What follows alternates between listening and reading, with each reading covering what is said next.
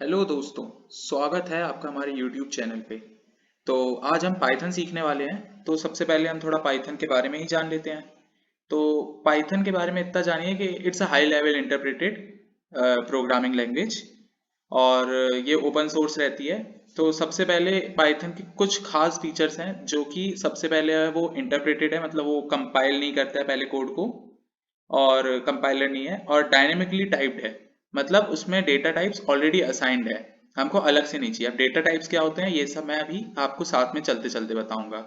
और इसके साथ साथ मैं आपको थोड़े बहुत इंटरव्यू के क्वेश्चन की भी साथ साथ तैयारी करवाऊंगा, कि मतलब मैं बताता रहूंगा कि किस टॉपिक में किस टाइप के इंटरव्यू के क्वेश्चंस पूछ सकते हैं लोग और किस टाइप के पूछे जाते हैं। तो चलिए शुरू करते हैं हम। तो सबसे पहला जो हमारा सबसे पहला कोड हम करेंगे पाइथन में वो है हमारा, हम हेलो वर्ल्ड प्रिंट करेंगे, जो कि आप सब जानते होंगे कोई भी कोडिंग लैंग्वेज हम शुरू करने से हेलो वर्ल्ड से शुरू करते हैं। तो भाई पाइथन में ज़्यादा कोई दिक्कत नहीं है हेलो वर्ल्ड की, हमको प्रिंट करना है हेलो वर्ल्ड, तो हम डायरेक्ट लिखेंगे प्रिंट, ये पहले ही आ गया हमारा, और हेलो वर्ल्ड। ये अगर हमने प्रिंट करा तो हमारा हेलो वर्ल्ड प्रिंट हो जाएगा।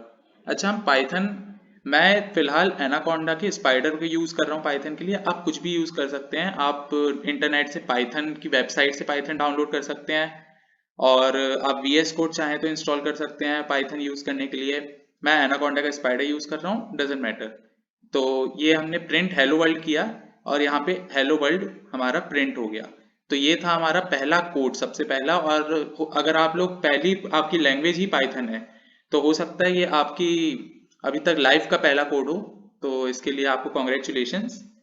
और तो हम आगे बढ़ेंगे अभी। तो अगर हम देखें तो हमारे पास सबसे पहले हम करते हैं वेरिएबल और डेटा टाइप्स के बारे में। तो वेरिएबल क्या होता है? वेरिएबल वो होता है जिसमें हम वैल्यूज असाइन करेंगे। जैसे कि हम ए करते हैं, ए एज अ वेरिएबल ले हमने, ए इज इक्वल्स टू किया तो हमारा ए एक वेरिएबल हो गया। ये हमारा ए वेरिएबल है, और ए के अंदर हम कोई भी वैल्यू असाइन कर सकते हैं। जैसे कि ए के अंदर मैं लिख दूं प्रिंट यश। अगर मैं ये कर दूं तो ए हमारा वेरिएबल हो गया, और प्रिंट यश ये हमने वैल्यू असाइन करी है। अब वेरिएबल किस टाइप के होते हैं? वेरिएबल हमारे हमेशा हमारे वेरिएबल जो रहेंगे वो अल्फाबेट से शुरू होंगे। उसमें डिजिट्स हो सकती है, अंडरस्कोर से शुरू हो सकते हैं, लेकिन शुरू मतलब वो अल्फाबेट से होंगे, और एक अंडरस्कोर से भी शुरू हो सकते हैं, लेकिन कभी भी वो एक कोई नंबर से शुरू नहीं होगा या ऐसे नहीं होगा। जैसे ए है, अब मैं ए के बाद कुछ भी लिख सकता हूँ, ए 1 2 3, ये भी हमारा वेरिएबल हो गया। लेकिन मैं अगर ये लिखूंगा 1 2 3 और ए, तो फिर ये हमारा गलत वेरिएबल होगा, क्योंकि ये नंबर से शुरू हुआ है। हम इसको अंडरस्कोर से शुरू कर सकते हैं, हम एक अल्फाबेट से शुरू कर सकते हैं, लेकिन कभी भी एक नंबर से शुरू नहीं कर पाएंगे हम। तो ये हमारा वेरिएबल है। अब हम जानते हैं कुछ डेटा टाइप्स। तो डेटा टाइप्स क्या होते हैं कि हम जो वैल्यू इसके अंदर वेरिएबल को देंगे वो किस टाइप की वैल्यू है। तो सबसे पहले हमारे डेटा टाइप होता है स्ट्रिंग। स्ट्रिंग मतलब वैसा ही का वैसा प्रिंट हो जाएगा, जैसे कि अभी मैंने जो हेलो वर्ल्ड लिखा, जो यश लिखा, वो सब स्ट्रिंग है। तो स्ट्रिंग क्या होता है हम थोड़ा जानते हैं। तो स्ट्रिंग मतलब जैसे कि इंग्लिश ग्रामर में हम नाउन समझते हैं, noun is like a string. तो जैसे ए इज इक्वल्स टू, अब स्ट्रिंग को किस में लिखते हैं हम? या तो सिंगल कोट में लिखते हैं इज इक्वल्स टू, या तो हम सिंगल कोट में लिखते हैं कि स्ट्रिंग को, या फिर हम डबल कोट में लिखते हैं। पाइथन में कभी भी कोई मैटर नहीं करता है, या हम सिंगल स्ट्रिंग में लिखें या डबल कोट में लिख दें, बस हमको लिखना है किसी एक के अंदर। स्ट्रिंग हमेशा सिंगल कोट या डबल कोट के अंदर आएगी, और कुछ भी लिखेंगे हम तो वो उसको एज अ स्ट्रिंग लेगा। जैसे कि a इज इक्वल्स टू यश, मैंने ये लिख दिया तो ये एक स्ट्रिंग है। अगर मैं डेटा टाइप्स पहचानने का एक तरीका होता है, जैसे कि हम लिख दें प्रिंट टाइप और a। अगर मैं ये प्रिंट करूंगा तो ये मेरे को बताएगा कि टाइप a मतलब a किस डेटा टाइप का है। ये मैंने प्रिंट किया, ये देखो ये क्लास इंटीजर हमारा एक स्ट्रिंग टाइप का है, मतलब सॉरी क्लास स्ट्रिंग लिखा है str। तो सबसे पहले हमारा प्रिंट हेलो वर्ल्ड था तो हेलो वर्ल्ड प्रिंट हो गया, फिर प्रिंट यश था तो यश प्रिंट हो गया। अब प्रिंट टाइप ए, तो ए का टाइप क्या है? स्ट्रिंग है, तो स्ट्रिंग प्रिंट हो जाएगा। इसी टाइप से ये हमारा पहला डेटा टाइप हो गया। अब हम एक और डेटा टाइप लेते हैं, जैसे कि दूसरा हमारा डेटा टाइप है इंटीजर।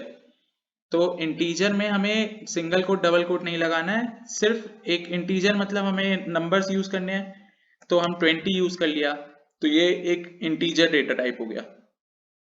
अब पाइथन डायनेमिकली टाइप रहता है जैसा कि मैं जानता हूँ, तो हमको अलग से डेटा टाइप असाइन नहीं करना है कि भाई मैं बता रहा हूँ कि ये इंटीजर है तो आप इंटीजर जैसे लो, नहीं, इसमें ये अंडरस्टूड हो जाएगा। अगर मैंने ये लिख दिया इसमें इंटीजर डबल कोट नहीं लगाया, और सॉरी डबल कोट लगा के अगर मैंने कोई इंटीजर लिख दिया तो वो उसको एज अ स्ट्रिंग लेगा। तो फिर वो डबल कोट के अंदर नंबर भी है लेकिन वो उसको एज अ स्ट्रिंग लेगा, क्योंकि वो हमने डबल कोट के अंदर लिखा है। हम चाहें तो इसको बदल भी सकते हैं, बाद में लिखे कि b is equals to INT अगर लिख दिया तो फिर भाई इंटीजर हो गया वो, लेकिन अभी वो फिलहाल उसको डबल कोट में है तो उसको एज अ स्ट्रिंग लेगा।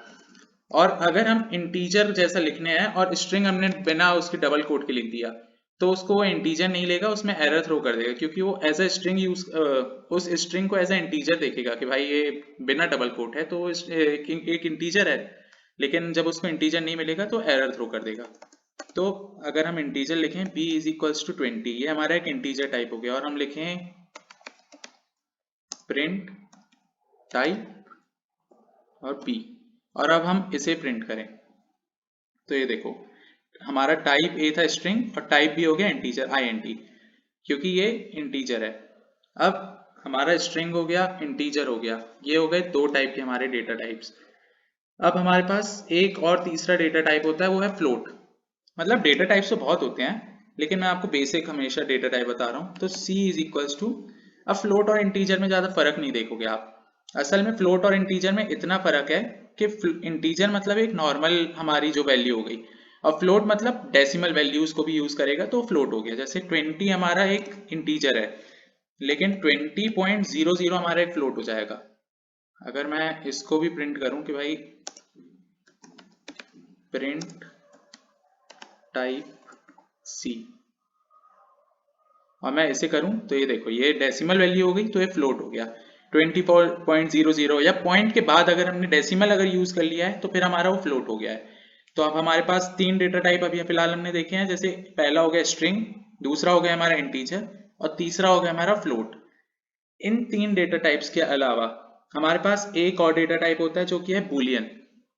तो बूलियन क्या होता है? बूलियन मतलब ट्रू या फिर फॉल्स, कि अगर कोई वैल्यू ट्रू है तो मतलब हमने ट्रू या फॉल्स यूज करा तो वो बुलियन टाइप में आ जाता है। उसको मैं आगे चल के आपको बताऊंगा ये बुलियन क्या होता है। और एक और डेटा टाइप होता है नन। नन मतलब नाम से ही पता है कि कोई भी डेटा टाइप नहीं है हमारा, मतलब हमने वैल्यू ही असाइन नहीं करी है। तो ये हो गया फिलहाल हमारे डेटा टाइप्स में, आप इतना ही जाने तो सही रहेगा। तो हमने तीन टाइप के डेटा टाइप देखे हैं। अब इसके बाद हम सीखते हैं कि भाई कमेंट क्या होता है। तो हमारे पाइथन में कमेंट्स का भी एक ऑप्शन है कि व्हाट इज कमेंट्स। कमेंट मतलब जैसे हम लिखना चाहते हैं, हम बताना चाहते हैं कि बड़ा हमारा कोड है, मैंने प्रिंट हेलो वर्ल्ड लिखा है। अगर मैं इसमें पहले लिखना चाहता हूँ कि भाई मैं कोड लिख रहा हूँ कि ये हेलो वर्ल्ड का कमांड है, अगर मेरे को लिखना है और उसको प्रिंट नहीं कराना है, मतलब बस हमें कोड ऐसी मतलब एक लाइन लिखनी है अपनी जानकारी के लिए, हमें प्रिंट नहीं कराना है, तो हम उसको कैसे लिखेंगे? तो कमेंट लिखने का एक तरीका होता है हैश लगाओ, और हैश करके हम लिख देंगे this is code to print hello world, ये लिख दिया। तो ये हमारे हैश में आ गया, देखो ग्रे टाइप का कलर हो गया क्योंकि ये हमारा हैश में है, और ये कमेंट जैसा यूज करेगा, इसका कोई अभी यूज नहीं है, मतलब ये हमारे उसमें कमांड एग्जीक्यूट नहीं होगी। अगर हम इसको प्रिंट करेंगे तो ये नॉर्मल एक वही वही प्रिंट होगा, इसको एग्जीक्यूट नहीं करेगा क्योंकि ये हैश में है। तो ये कमेंट है, एक कमेंट ये हो गया। एक और कमेंट होता है, जैसे हमें सिंगल लाइन कमेंट चाहिए कि हमें सिंगल लाइन में एक लिखना है तो हम हैश यूज कर लेंगे, लेकिन अगर हमें मल्टी लाइन चाहिए, मान लो मुझे ये पूरा सेक्शन ही प्रिंट नहीं करना है, बस ऐसे लिखना है कि हाँ मेरे को आगे चल के यूज आएगा, अभी फिलहाल मेरे को प्रिंट नहीं करना है, तो ये तो मल्टी लाइन कमेंट है। तो अब या तो मैं एक काम करूं, हर के पहले एक हैश लगा दूं, सबके पहले एक हैश लगाऊंगा तो वो हमारा एक कमेंट हो गया। लेकिन इसके अलावा एक और कमेंट का ऑप्शन रहता है कि हम ट्रिपल इन्वर्टेड कॉमास लगा दें। ये 3 लगा दिए और यहाँ पे ये 3 बंद कर दिए, 1 2 3, ये अगर बंद कर दिया तो ये पूरा एक कमेंट हो गया। देखो जैसे इसमें भी पहले से जो शुरू है उसमें भी इसने कमेंट करा है। कमेंट मैंने बताया जैसे कि पाइथन में single inverted comma double inverted comma से कोई फर्क नहीं पड़ता है, डबल लगा दो सिंगल लगा दो, तो हमने ये तीन तीन कोड बस हमें लगाने हैं, सिंगल या डबल। तो हमने जैसे इसमें नहीं लगाया तो ये अभी प्रिंट नहीं होगा, अब ये कमेंट के जैसे यूज करेगा। लेकिन अगर हम इसको हटा दें तो दोनों ऊपर नीचे हमें लगाना पड़ेगा, इसको हटा दें तो अब ये प्रिंट कर देगा।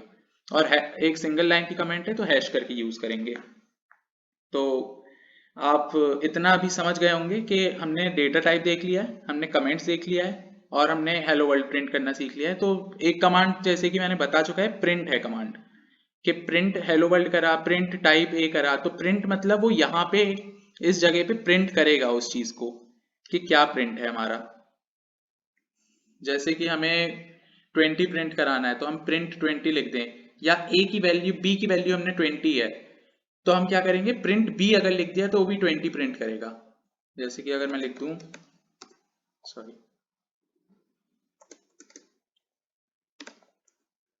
प्रिंट बी कर दिया तो यहाँ पे 20 प्रिंट हो जाएगा। ये देखो ये 20 प्रिंट हो गया हमारा। इस टाइप से ही हमारा ये हो गई हमारे डेटा टाइप्स की वैल्यूज। अब इसके अलावा मैं एक काम करता हूँ, इसको कमेंट आउट कर देता हूँ, बार बार इसे हमें एग्जीक्यूट कराने की जरूरत नहीं है। अब हम थोड़ा आगे बढ़ते हैं, मैं आपको थोड़ा जल्दी जल्दी, और अभी फिलहाल ये वाली वीडियो में बेसिक्स पूरा बताऊंगा पाइथन के, इसके अगले वाले में हम थोड़ा हाई लेवल पे चलेंगे। तो अब हमारा पाइथन में आ जाता है इनपुट मेथड, के मान लो हमें यूजर से, मतलब यहाँ से हमें यूजर से कोई इनपुट चाहिए है, कि मान लो मुझे एक यूजर एक नंबर दे दे मेरे को, एक कुछ इनपुट दे, तो वो कैसे लेंगे। तो हम क्या करेंगे, ये a इज इक्वल्स टू, मैंने a को एज अ वेरिएबल लिया है, a कुछ भी हो सकता है, फिलहाल मैं यूजर अंडरस्कोर वैल्यू कर देता हूँ a का नाम। यूजर की स्पेलिंग ज्यादा सही हो गई है, यूजर अंडरस्कोर वैल्यू अगर मैंने a की वैल्यू रख दी, अब उसमें मैं लिख दूं इनपुट कर दूं, और इनपुट में मैं लिख देता हूं कि एंटर योर वर्ड। मैं एक वर्ड लेना चाहता हूं यूजर से, तो मैं एक इनपुट वैल्यू लेता हूं, और अगर मैं इसको एग्जीक्यूट, और हाँ एक और यहाँ पे मैं लिख देता हूं प्रिंट यूजर वैल्यू। ठीक है, अगर मैं इसको एग्जीक्यूट करूं तो ये देखो, ये एंटर योर वर्ड करके मेरे से पूछ रहा है, मैंने इसमें मान लो लिख दिया यश और एंटर करा, तो ये प्रिंट यश हो गया, यश प्रिंट हो गया हमारा। इसको हम और आगे अच्छे से सीखेंगे कि ये क्या चीज है। असल में इनपुट मतलब ये हमारे उससे जो यूजर है उससे इनपुट लेगा, उसके बारे में जानेगा, मतलब वो क्या लिखना चाहता है। जैसे मैंने इनपुट एंटर योर वर्ड, अब यहाँ पे मैंने स्पेस दिया इसलिए यहाँ पे एक स्पेस के बाद वर्ड आया है, अगर मैं स्पेस नहीं देता तो यहाँ पे ये वर्ड में यहाँ पे यश डायरेक्ट लिख जाता है, स्पेस नहीं देता। जैसे कि एक एग्जांपल देता हूँ, ये करा मैंने, अब यहाँ पे ये देखो यश, ये ऐसे ही आया, इसलिए स्पेस मैंने दिया था। इसके अलावा ये जो मैंने लिखा, ये एंटर योर वर्ड, ये हमने एक स्ट्रिंग लिख दिया है इनपुट में कि ये स्ट्रिंग आपको लिखनी है, ये एक स्ट्रिंग है। इनपुट मतलब उसने वैल्यू लेना ही है। अगर मैं ये नहीं भी लिखता, अगर मैं इस चीज को भी नहीं लिखता तब भी मैं प्रिंट करता, तब भी वो इनपुट लेता। लेकिन अब हमें पता नहीं है कि इनपुट कहाँ देना है, मतलब हमें कैसे पता चलेगा कि भाई वो इनपुट मांग रहा है। इसलिए मैंने लिखा था यहाँ पे कि भाई इनपुट मांगो, ये इनपुट एंटर योर वैल्यू ऐसे ऐसे करके कुछ लिख दिया मैंने, तो भाई पता चलेगा कि हाँ इस जगह पे हमें इनपुट चाहिए। तो ये हो गया हमारा इनपुट फंक्शन। अब हमने अबे जल्दी बोल, कल सुबह फिलहाल क्या क्या सीख लिया है। चलिए तो फिर अब हम बात करते हैं ऑपरेटर्स के बारे में। तो ऑपरेटर्स हमारे मेनली 3 या 4 टाइप के होते हैं। तो हम एक तरफ से शुरू करते हैं, पहले मैं इसको क्या करता हूँ, कमेंट आउट कर देता हूँ, और इसको भी। तो ऑपरेटर्स हमारे 3 टाइप के होते हैं। सबसे पहले हम लेते हैं अर्थमेटिक ऑपरेटर्स। तो अर्थमेटिक ऑपरेटर्स मतलब प्लस माइनस मल्टीप्लाई डिवाइड, ये सब हमारे अर्थमेटिक ऑपरेटर्स हो गए। और यूज तो आप जैसा जान ही सकते हैं, प्लस मतलब प्लस करेगा, माइनस मतलब माइनस करेगा, ऐसे। फिर उसके बाद होते हैं हमारे असाइनमेंट ऑपरेटर्स, मतलब वो होते हैं plus equals to minus equals to. एक काम करता हूँ, मैं एग्जांपल से बताता हूँ। सबसे पहले अर्थमेटिक ऑपरेटर्स लेते हैं। तो एक काम करता हूँ, मैं सबसे पहले एक लेता हूँ variable a is equals to मैं लेता हूँ 20। वैसे ही दूसरा वेरिएबल लेता हूँ b इज इक्वल्स टू 30। अब मैं एक और वेरिएबल लेता हूँ c is equals to a plus b। तो ये जो हमारा बीच में जो प्लस आ गया, ये हमारा प्लस है, अर्थमेटिक ऑपरेटर्स का प्लस है। अगर मैं अभी करूंगा प्रिंट c, तो मेरा प्लस हो जाएगा ये देखो ये 50, ये हमारा इनका प्लस है। 20 प्लस 30 इज इक्वल्स टू 50। ऐसे ही अगर मैं माइनस यूज करूं, अर्थमेटिक ऑपरेटर्स में प्लस माइनस मल्टीप्लाई डिवाइड ले लेंगे, तो माइनस अगर यूज करूं तो ये माइनस कर देगा। ये देखिए -10, मतलब a माइनस बी करेगा वो, तो 20 माइनस 30 माइनस 10। अब इसी टाइप से मैं अगर मल्टीप्लाई करूं तो 600। ऐसे ही डिवाइड अगर कर दें तो डिवाइड का साइन, ये हम डिवाइड बाय यूज करेंगे, ये आ गया। ठीक है, तो ये हो गए हमारे अर्थमेटिक ऑपरेटर्स। अब इसी टाइप से हमारे पास होते हैं असाइनमेंट ऑपरेटर्स। तो असाइनमेंट ऑपरेटर्स का मतलब ये होता है कि एक वैल्यू, मान लो मैंने a को एक वैल्यू असाइन कर चुकी है। काम करता हूँ मैं इसे कमेंट आउट करता हूँ।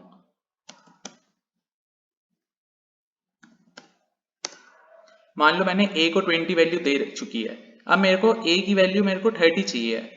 अभी तो एक कोड छोटा है, मैं यहाँ से एक बार में हटा दूंगा। अब बड़े जब कोड होते हैं तो हमको आगे से ही हम मैनिपुलेट कर सकते हैं। तो हम क्या करेंगे, a plus is equals to 10 कर देंगे। तो इससे क्या होगा, ये वैल्यू 20 प्लस 10 कर देगा।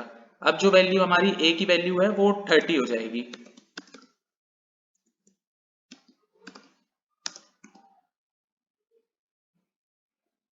देखिए ये 30 होगी वैल्यू, क्योंकि अब हमने मैनिपुलेट कर दिया। a plus is equals to 10 कर दिया, मतलब अब वैल्यू में ऐड 10 और ऐड हो गया है। तो इस टाइप से हम असाइनमेंट ऑपरेटर्स यूज करते हैं। असाइनमेंट ऑपरेटर्स में क्या होता है, a plus is equals to 10। अगर मैं a को 20 कर देता, इस जगह पे प्लस हटा देता, तो a 10 हो जाता और a 20, मतलब हमने एक वेरिएबल में दो वैल्यूज असाइन कर दी है। तो अब पाइथन किस चीज को लेगा, तो पाइथन इसमें सेकंड वैल्यू जो लास्ट हमने कमांड दी है उस चीज को एग्जीक्यूट करेगा। जैसे a इज इक्वल्स टू 20 है, फिर a इज इक्वल्स टू 10 है, तो हमने लास्ट में a इज इक्वल्स टू 10 दिया है, तो Python a is equals to 10 को एग्जीक्यूट करेगा, 20 को इग्नोर कर देगा। अब इसी टाइप से हम a minus is equals to 10 कर सकते थे, तो हमारी a की वैल्यू हो जाती है 20 माइनस 10। ऐसे ही हम a को मैनिपुलेट कर सकते हैं, मतलब अगर हमारे पास कोई चीज है, उसको हमें पीछे हमने कुछ और वैल्यू दे दी है, अब आगे चल के मान लो मैं एक स्कोर कार्ड बना रहा हूँ, तो पहले मैंने सबकी डिफॉल्ट वैल्यू 0 रख दी है, अब आगे चल के मेरे को बढ़ानी है, तो मैं plus is equals to minus is equals to assignment operators use करूंगा। हम आगे चल के इसके एग्जांपल्स भी लेंगे। फिलहाल आप ऐसे समझ लीजिए कि a plus is equals to 10 किया तो ये प्लस हो गया, ऐसे करके।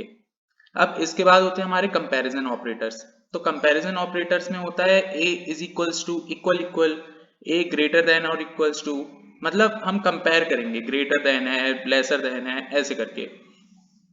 तो कंपैरिजन ऑपरेटर जब हम कंडीशनल ऑपरेशन पढ़ेंगे तो उसमें हमारे कंपैरिजन ऑपरेटर सबसे ज्यादा यूज होते हैं। तो हम कंडीशनल जब एक्सप्रेशन पढ़ेंगे, इफ एलिफ वगैरह, तो उसमें हम अपने ये कंपैरिजन ऑपरेटर्स यूज करेंगे। अब इसके अलावा एक और होता है हमारा लॉजिकल ऑपरेटर, जो कि एंड और नॉट होता है, उसको भी हम आगे ही यूज करेंगे। अभी फिलहाल आप ये ऑपरेटर्स याद रखिए।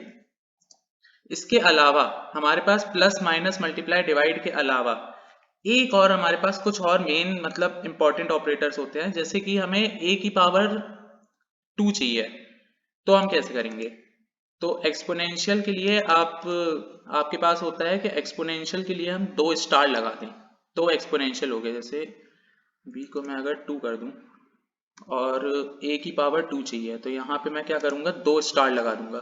तो ये 2 स्टार मतलब ये a की पावर 2 हो चुकी है। सॉरी, अब अगर मैं इसको प्रिंट करूं तो ये देखो 400, मतलब 20 की पावर 2 इज इक्वल्स टू 400। तो ये एक्सपोनेंशियल के लिए ये होता है 2 स्टार यूज होते हैं। अब ऐसे ही हमारे पास एक होता है मॉडुलो। मॉडुलो मतलब परसेंटेज के साइन को हम मॉडुलो कहते हैं यहाँ पे। तो मॉडुलो मतलब क्या होता है कि रिमाइंडर अगर हमारा कुछ बच रहा है, जैसे हमने किया, आपको बताता हूँ, 20/2 है और यहाँ पे मैंने परसेंटेज लगा दिया, मतलब मॉडुलो लगा दिया हमारा। अब अगर मैं करूंगा तो अभी 20 से 2 डायरेक्ट डिविजिबल है, कोई रिमाइंडर नहीं छूटेगा, तो a%2 is equals to, sorry 20%2 is equals to 0 आ गया। लेकिन अगर मैं इस जगह पे 3 लगा देता, 3 लगा देता, और अब अगर मैं करता तो ये कंप्लीटली डिविजिबल नहीं है, तो हमारा रिमाइंडर 2 बच रहा है, क्योंकि 3 6 18 और 19 20 2 बचा, तो रिमाइंडर हमारे 2 बचा, तो यहाँ पे इसलिए ये 2 आ गया। ऐसे ही ये a% भी, मतलब a मॉडुलो b हमारा रिमाइंडर छोड़ेगा। अब ऐसे ही हमारे पास एक होता है फ्लोर डिवीजन। तो फ्लोर डिवीजन क्या होता है, 2 बार डिवाइड वाला साइन अगर लगाते हैं हम, तो ये हो जाएगा फ्लोर डिवीजन। ये 2 बार हम अगर डिवाइड का साइन यूज कर लें, तो इसका मतलब क्या होता है, 20 और फ्लोर डिवीजन 3 किया, तो 3 6 18 होता है, तो इसका आंसर 6 आ जाएगा। रिमाइंडर को इग्नोर कर देगा और मतलब वो 6 की वैल्यू दे देगा। जैसे अगर मैं 20 ये करूँ और प्रिंट करूँ, तो ये यहाँ पे 6 वैल्यू देगा, क्योंकि 3 6 18 होता है और फिर 19 20 तो डिविजिबल नहीं है, मतलब जितना डिविजिबल हो रहा है उतना ही करेगा और रिमाइंडर को इग्नोर कर देगा। जैसे अगर 20 और 4 है तो ये तो डायरेक्टली डिविजिबल है, तो इसमें ये वही करेगा, मतलब इसका आंसर 5 दे देगा, 4 5 से 20। लेकिन अगर मैंने इसमें कुछ ऐसी वैल्यू ऐड कर दी है जो कि इससे डिविजिबल नहीं है, जैसे कि 20, एक काम करता हूँ मैं ऐसे कर देता हूँ 18, और इसे कर देता हूँ मैं यहाँ पे 5। अब अगर मैं करूँ तो ये देखो, ये 5 3 ज़ा 15 होता है, फिर उसके बाद 18, 3 रिमाइंडर बच रहा है, तो ये उसको रिमाइंडर को इग्नोर कर देगा और यहाँ से ये, तो ये होता है हमारा फ्लोर डिवीजन। अब हमने एक्सपोनेंशियल देख लिया, plus minus, exponential, divide, floor division, modulo. ये फिलहाल इतने हमारे अर्थमेटिक ऑपरेटर्स हमारे अभी यूजफुल हैं बहुत ज़्यादा, और यही बेसिक है, इनके ज़रिए हमें बहुत आगे काम आएगा। और बाकी मैं कंडीशनल एक्सप्रेशन वगैरह जब पढ़ाऊंगा तो बाकी के ऑपरेटर्स भी हम तब डिस्कस करेंगे। फिलहाल मैं वीडियो का पार्ट 1 इसी में समाप्त करता हूँ, क्योंकि अभी वीडियो लंबी जाएगी तो आपका भी देखने का मन नहीं करेगा, फिर ज़्यादा लोग सोचते हैं कि भाई लंबी वीडियो हो गई, अब क्या ही, पाइथन तो बहुत बड़ी चीज़ है, तो अब नहीं सीखेंगे, इसलिए तो पार्ट 2 बनाएंगे जिसमें हम स्ट्रिंग सीखेंगे, स्ट्रिंग स्लाइसिंग सीखेंगे, और हम अपने टपल्स, और साथ में हम अपने वो लिस्ट टपल सब सीखेंगे, और उसके अलावा हम कंडीशनल एक्सप्रेशन, फॉर लूप वगैरह भी सीखेंगे। तो अभी फिलहाल तो आप माइक्रोसॉफ्ट में अप्लाई नहीं कर सकते हैं, लेकिन हो सकता है, क्योंकि ये सब सीखने के बाद जो मैंने अभी टॉपिक्स बताए, उन सब सीखने के बाद में हम पाइथन को 80-90% कंप्लीट कर सकते हैं और हम कोई भी क्वेश्चन सॉल्व कर सकते हैं। तो हो सकता है उसके बाद आप गूगल और माइक्रोसॉफ्ट में आराम से अप्लाई कर दें। तब तक के लिए आप लाइक, कमेंट और शेयर ज़रूर करें, और कमेंट्स में मेरे को ज़रूर बताएं आपकी फीडबैक क्या है। अच्छी लगी हो तो लाइक कर दीजिएगा। धन्यवाद।